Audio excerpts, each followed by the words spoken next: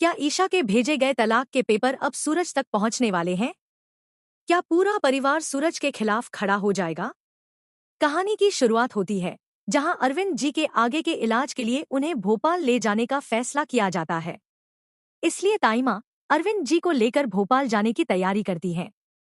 लेकिन सबसे बड़ा ट्विस्ट तब आता है जब ताइमा सूरज से इलाज के लिए एक भी रुपया लेने से साफ इनकार कर देती हैं। उनका कहना है कि अरविंद जी कभी भी हराम या गलत तरीके से कमाए गए पैसों से अपना इलाज नहीं करवाना चाहेंगे।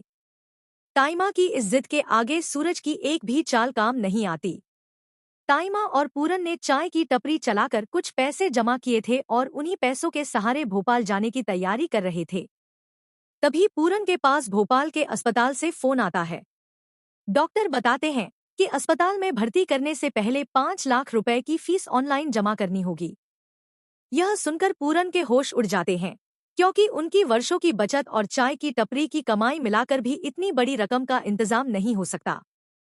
पूरन यह बात ताइमा को बताते हैं, लेकिन फिर भी ताइमा सूरज से पैसे लेने से साफ मना कर देती है। सूरज ताइमा के सामने बहुत विनती करता है, लेकिन ताइमा अपने सिद्धांतों से पीछे हटने को तैयार नहीं होती। दूसरी ओर सूरज के लिए उसके पिता से बढ़कर कुछ भी नहीं है, इसलिए वह ताइमा को बिना बताए अस्पताल की पूरी फीस चुपचाप जमा कर देता है।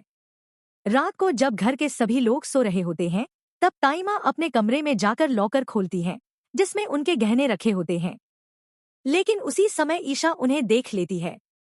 ईशा को ऐसा लगता है जैसे ताइमा अपने ही घर में चोरी कर रही हो। ईशा चुपचाप उन पर नजर रखती है और देखती है कि पूरन भी उनके साथ है।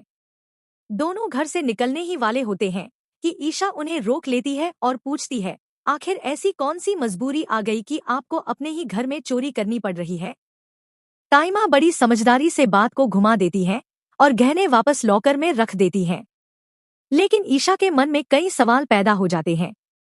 आखिर ऐसी क्या मजबूरी है कि ताइमा चाय की टपरी चला रही है, अपने गहने बेचने की सोच रही है, जबकि उनका बेटा एक आईएएस अधिकारी है? अगली सुबह ईशा अपनी वर्दी पहनकर सूरज के पास जाती है और रात की पूरी घटना उसे बता देती है। अब ईशा को यह तो समझ आ चुका था कि ताइमा को भोपाल जाने के लिए पैसों की जरूरत है, लेकिन वह सूरज से मदद क्यों नहीं लेना चाहती? यही सवाल उसे अंदर ही अंदर परेशान कर रहा था। उधर सूरज सोचता है कि आज तो वैसे भी ईशा को पूरी सच्चाई पता चलने वाली है, इसलिए बेहतर होगा कि वह खुद ही सब कुछ बता दे।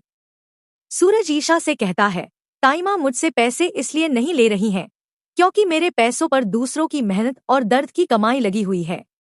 मैं अब आईएएस अधिकारी नहीं रहा, बल्कि दादा भाई बन चुका हूँ, जो लोगों को न्याय दिलाने के बदले उनसे पैसे लेता है। यह सच सुनते ही ईशा के पैरों तले जमीन खिसक जाती है।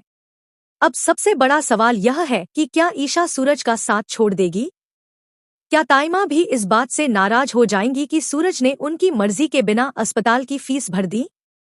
और क्या इस बार पूरा परिवार सूरज के खिलाफ खड़ा हो जाएगा? अब आपकी बारी। अगर आपको लगता है कि ईशा सूरज का साथ छोड़ देगी, तो कमेंट में लिखिए डिवोर्स। और अगर आपको लगता है कि वह आखिर तक सूरज का साथ निभाएगी, तो कमेंट में लिखिए साथ। देखते हैं सबसे ज्यादा लोग किसका साथ देते हैं।